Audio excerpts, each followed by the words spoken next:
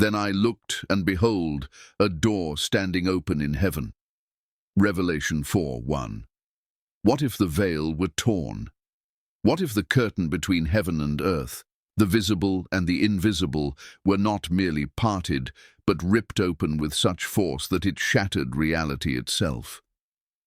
The final book of the Bible, the book of Revelation, is often viewed as a cryptic vision of the end times, a swirl of symbols, numbers, trumpets, and plagues. Yet hidden within its apocalyptic verses are creatures so bizarre, so beyond comprehension, that they stretch the very limits of imagination. They are not like anything born of this world, not animals, not humans, not even the angels most imagine in soft white robes. No, these beings are made of fire, eyes, wings, iron, and judgment. They roar, they fly, they sting, they devour. They surround the throne of God and rise from the darkest pits of the abyss.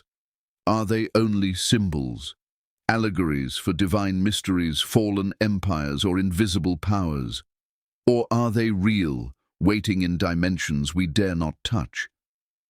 For centuries, scholars, mystics, and prophets have wrestled with their meanings.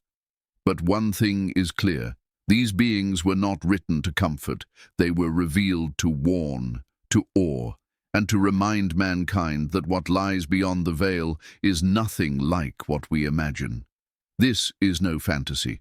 It is a vision preserved in sacred text, one that speaks of 5 creatures whose forms stretch beyond logic and whose presence shakes both heaven and hell. And now the door stands open. Step through, if you dare. The 4 living creatures, cherubim. And around the throne, on each side of the throne, are 4 living creatures, full of eyes in front and behind. Revelation 4:6-8. They were the first beings John beheld in heaven, not angels strumming harps, nor saints robed in white, but living creatures that shattered the very limits of understanding. They hovered near the throne of God, not in silence, but in endless worship that thundered through the halls of heaven. Holy, holy, holy is the Lord God Almighty, who was and is to come. Yet it was not their unending praise that left John frozen in awe. It was their very form. Each of the 4 was unlike anything seen on earth.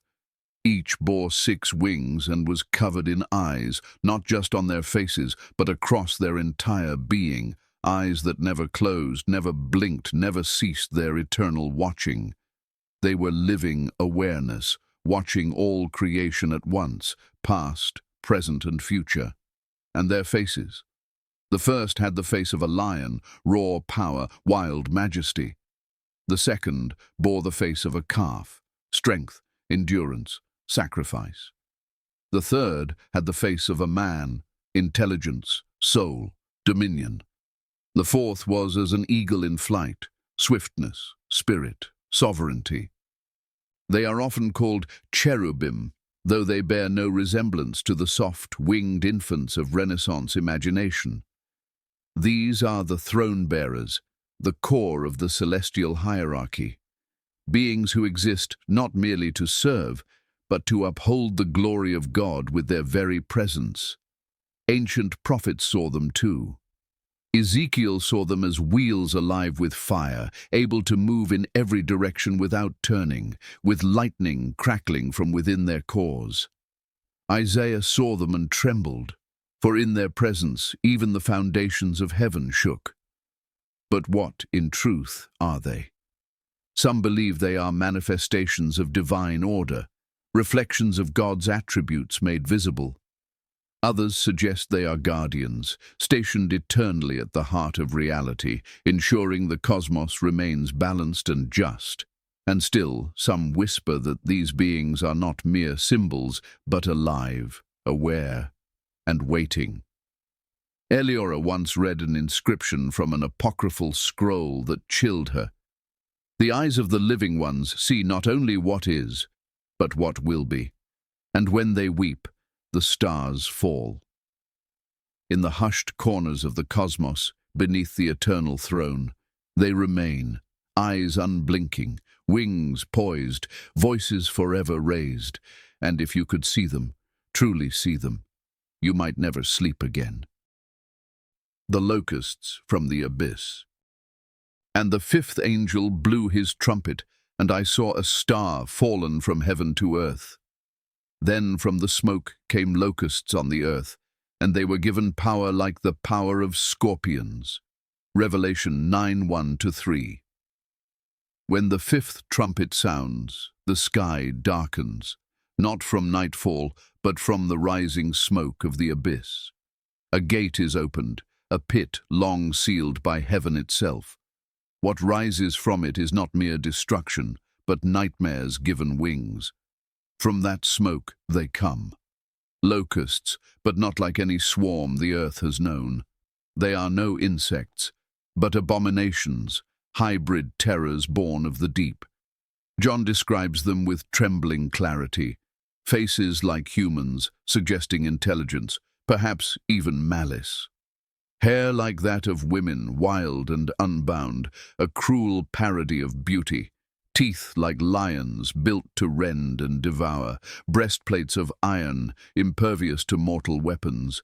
Wings that thundered like chariots charging into war. And tails like scorpions, armed with stingers, not to kill, but to torture. They are led by a king, Abaddon in Hebrew, or Apollyon in Greek, the destroyer.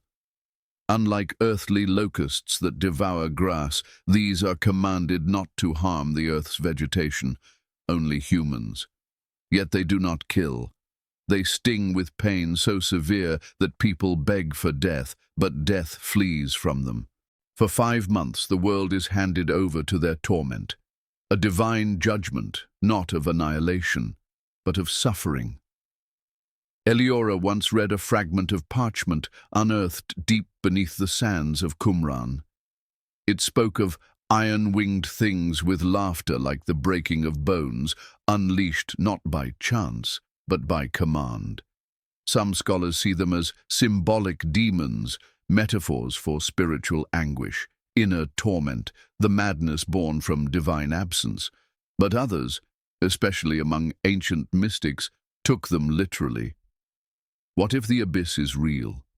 What if beneath the crust of this world lies a prison, and what stirs in its smoke is alive, and remembering its chains? These locusts are not born of nature. They are fabricated, perverse, a grotesque reversal of God's creation. They are what happens when divine order is broken and the chaos below is allowed to breathe. And should their time return, no armor will protect. No science will save. No plea will silence their sting. The beast from the sea. And I saw a beast rising out of the sea, with 10 horns and 7 heads, with 10 crowns upon its horns, and blasphemous names on its heads. Revelation 13:1. In the ancient world, the sea was a symbol of chaos, of primordial fear, of the deep and unknowable. From this churning abyss, the beast emerged, not in stealth, but in open dominion. John's vision was precise and terrifying. The beast had 7 heads, each bearing a blasphemous name, an offense hurled toward heaven itself. It had 10 horns, crowned with power, symbols of kingship and rule. Its body was like a leopard, swift and fierce, its feet like a bear's, planted strong and heavy, and its mouth like that of a lion, roaring with boldness and destruction. This was no natural creature, but a fusion, a dark reflection of creation, shaped not by evolution, but by rebellion. The red dragon, Satan himself, cast down from heaven, gave the beast his throne, his power, and his authority, and the world, awestruck and afraid, worshipped it. "Who is like the beast?" they cried. "Who can wage war against it?" It was given a mouth to speak proud words and blasphemies, to wage war against the saints and to overcome them. For a time the beast ruled over every tribe, people, language, and nation. But who or what is the beast? Some interpret it as a system, a global empire, political or technological, rising from the depths of human disorder. Others see it as a literal creature, a future terror that will walk the earth in the last days. Deep beneath the Mediterranean Sea, Eliora uncovered an artifact, a stone seal etched with 7 crowned serpents, each with its mouth open in rage. The accompanying scroll read, "He who rises from the deep shall wear the names of fallen nations and the blood of kings." The beast is not simply a ruler, it is a convergence of nations, ideologies and spiritual rebellion entwined. It is the incarnation of the world's rejection of God, given teeth, claws, and the crown of the abyss. When it comes, it will not hide. It will rise from the depths with the roar of the sea and demand the worship of the world, and many will give it gladly. The beast from the earth. Then I saw another beast rising out of the earth. It had 2 horns like a lamb, but it spoke like a dragon. Revelation 13:11. The first beast rose from the sea, a surge of chaos, power, and terror. But the second beast rises softly from the earth, steady, familiar, almost gentle. At first glance, it appears harmless, with 2 horns like a lamb, the very image of innocence, gentleness, and sacredness. But its voice betrays it. When it speaks, its words sear like sulfur through the soul. It spoke like a dragon. This is the great deceiver, the false prophet, the master of illusion and manipulation. The first beast conquers by force, the second by deception. Its role is seduction, not destruction. It performs great signs, even calling fire down from heaven in the sight of men. It replicates the prophet's wonders and echoes the voice of truth. And the world believes it. It uses its influence to glorify the first beast, building an image in its honor, an idol unlike any other, one that is given breath, allowed to speak. This image becomes the very heart of global worship. All who refuse to bow before it are killed. But the deception goes deeper. The beast from the earth institutes a mark, the mark of the beast, placed on the right hand or the forehead of all people, small and great, rich and poor, free and slave. Without it, no one may trade, purchase, or survive. Let the one who has understanding calculate the number of the beast, for it is the number of a man, 666. This beast does not rule by brute force, but by systemized control, veiled in virtue. A religious, economic, and ideological engine that masquerades as good while ushering in global allegiance to evil. Eliora once read a lost page from a 1st-century apocalyptic scroll buried near Patmos. It said, "He shall wear the lamb's fleece, but his breath shall set cities aflame. His hands are empty, but his fingerprints are on every soul." Could such a being arise today?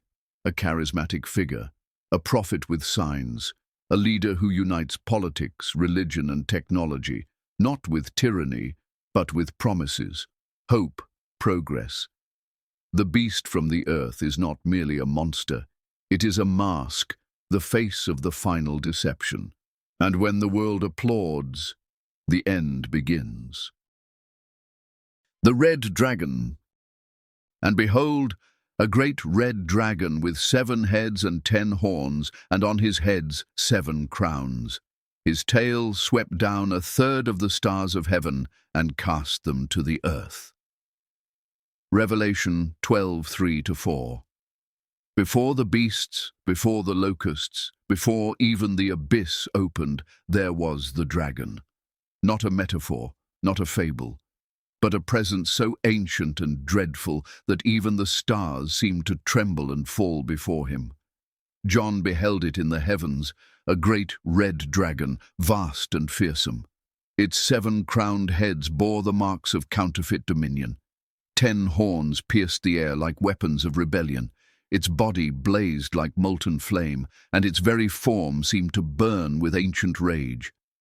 This is Satan, unmasked, no longer cloaked as a serpent in the garden or a whisper in the mind. He now stands unveiled, in his true apocalyptic form. His massive tail, coiled with violence, swept away a third of the stars. A sign, some believe, of the angels who fell with him in his celestial rebellion. But his fury was not against heaven alone. The dragon's eyes fixated on a woman, clothed with the sun, standing on the moon, and crowned with 12 stars, a symbol of God's covenant people. She was in travail, poised to give birth.